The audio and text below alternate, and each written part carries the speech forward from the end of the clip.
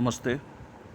मैं Rajesh Naruka, assistant professor history, government college Kekri, आपका इस व्याख्यान में स्वागत करता हूँ।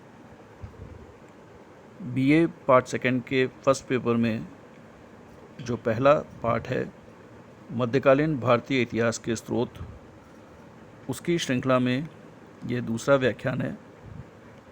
प्रथम व्याख्यान में हमने सल्तनत काल के ऐतिहासिक स्रोतों का अध्ययन किया गया था और इस दूसरे व्याख्यान में हम मुग़ल काल के लिखित साहित्य के स्रोत के बारे में जानकारी प्राप्त करेंगे। मुग़ल काल का अधिकतर साहित्य फ़ारसी, तुर्की और अरबी भाषा में लिखा गया है।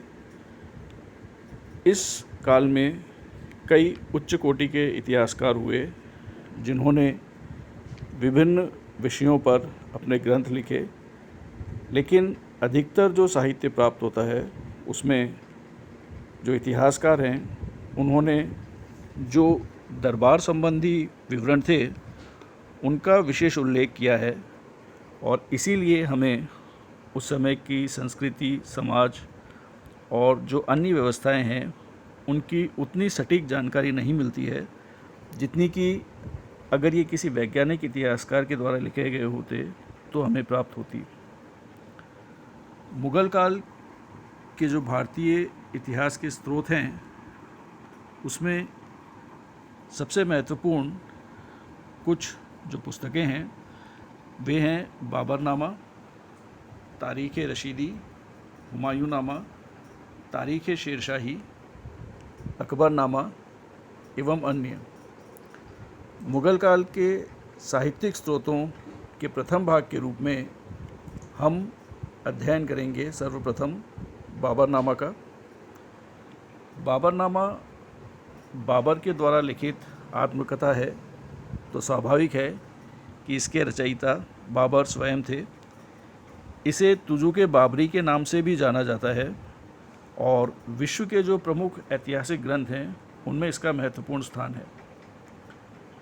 यह ग्रंथ तुर्की भाषा में लिखा गया था और इसका कई भाषाओं में अनुवाद हुआ है और फ़ारसी भाषा में इसका सर्वप्रथम अनुवाद बाबर के एक मित्र द्वारा ही किया गया था, लेकिन फ़ारसी भाषा का सबसे महत्वपूर्ण अनुवाद जो माना जाता है वो अब्दुर रहीम खानेखाना का है, जो उसने अकबर के आदेश के अनुसार लिखा था। अंग्रेज़ी भाषा में भी इसके कई अनुवाद हुए हैं और उनमें सर्वप्रमुख विलियम अर्स्किन का जो अनुवाद है उसे माना जाता है। बाबर ने इस ग्रंथ में हिंदुस्तान का जो प्रमुख विषय थे उनमें कई चीज़ों को शामिल किया है और मुख्य रूप से जो प्रकृति थी और जो वातावरण था और इसका जो विवरण है मौसमों का इत्यादि का, वो लिखा गया है। इस ग्रंथ में उस समय के जो अन्य शासक थे या जो अन्य प्रांत थे उनका भी उल्लेख है, जिसमें सुल्तान इब्राहिम लोदी के जो क्षेत्र थे, इसके अलावा गुजरात, मालवा, बंगाल आदि जो अन्य प्रदेश थे वहाँ के शासन की जानकारी भी बाबरनामा से प्राप्त होती है। इस ग्रंथ के द्वारा बाबर के व्यक्तित्व के बारे में भी अत्यधिक चीज़ें हम जान सकते हैं। बाबर ने जिस प्रकार से इसमें अपने परिवार का, अपने विरोधियों का, स्वयं के द्वारा लड़े गए युद्धों का विवरण दिया है, उससे स्पष्ट होता है कि वह एक अच्छा व्यक्ति था, एक अच्छा मित्र था और उसने भारत में कई चीज़ें जो देखी उनके बारे में उसने लिखा है। ऐतिहासिक दृष्टि से महत्वपूर्ण होते हुए भी बाबरनामा में कुछ कमियां हैं और स्वाभाविक रूप से जो आत्मकथाओं में कमियां होती हैं उसी प्रकार की कमियां इस ग्रंथ में भी देखने को मिलती हैं। बाबर ने अपनी व्यक्तिगत कमज़ोरियों का उल्लेख इसमें नहीं किया है और कई सारी ऐसी बातें हैं जो निश्चित है उसने उतने स्पष्ट रूप से उसमें नहीं लिखी हैं जितना कि कोई अन्य इतिहासकार लिख पाता।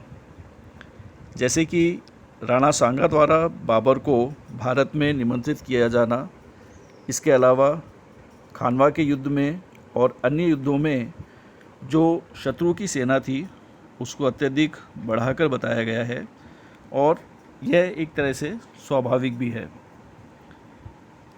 इस ग्रंथ के बारे में जो इसकी अंग्रेज़ी अनुवादक हैं बेवरीज, उन्होंने इस ग्रंथ की तुलना रूसो या न्यूटन जैसे प्रमुख व्यक्तियों के आत्मचरित्रों से की है, और एशिया में इसे वे एक महत्वपूर्ण ग्रंथ मानती हैं। दूसरी पुस्तक जिसका हम उल्लेख करेंगे वह है तारीख़ रशीदी, जिसके रचयिता बाबर के ही भाई मिर्ज़ा हैदर थे। उसने कामरान और हुमायूं के अधीन भी कार्य किया था, और इसीलिए उसका जो विवरण है उसे भी अत्यधिक प्रामाणिक माना जाता है। बाबरनामा क्योंकि एक आत्मकथा है और एक शासक के द्वारा लिखी गई है, इसीलिए उसमें कई तथ्य छिपाए भी गए हैं और कुछ गलत विवरण भी प्राप्त हो सकते हैं, और ऐसे विवरणों के लिए तारीख़ रशीदी को महत्वपूर्ण माना जा सकता है। बाबरनामा के अन्य पृष्ठ ठीक से प्राप्त भी नहीं होते हैं और उसमें कई अंतराल भी हैं, और इसीलिए इन अंतरालों की पूर्ति करने के लिए भी तारीख़ रशीदी एक प्रामाणिक स्रोत है। तीसरा जो प्रमुख ग्रंथ है वह है हुमायूंनामा, और इसे हुमायूं की बहन गुलबदन के द्वारा लिखा गया था। इसमें गुलबदन ने बाबर और हुमायूं के शासनकाल की घटनाओं का वर्णन किया है, और यह ग्रंथ भी अकबर की प्रेरणा से ही लिखा गया था। बाबर और हुमायूं के संबंध में कई घटनाओं की जानकारी इस ग्रंथ से प्राप्त होती है, और जैसा कि स्पष्ट है क्योंकि यह ग्रंथ गुलबदन के द्वारा लिखा गया है, इसीलिए इसमें कई युद्धों का विवरण संक्षिप्त ही है, लेकिन हुमायूं के व्यक्तिगत जीवन और उस समय की जो सामाजिक स्थिति थी उसके बारे में कई सारी जानकारी हमें इस ग्रंथ से प्राप्त हो सकती हैं।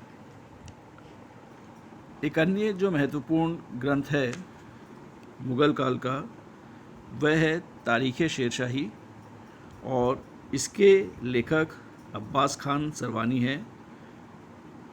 यह ग्रंथ भी अकबर के आदेशानुसार ही लिखा गया था, और अब्बास खान अकबर की सेवा में ही थे, और अफ़गानों के संबंध में जितने भी ग्रंथ लिखे गए हैं उनमें तारीख़ शेरशाही का एक महत्वपूर्ण स्थान है।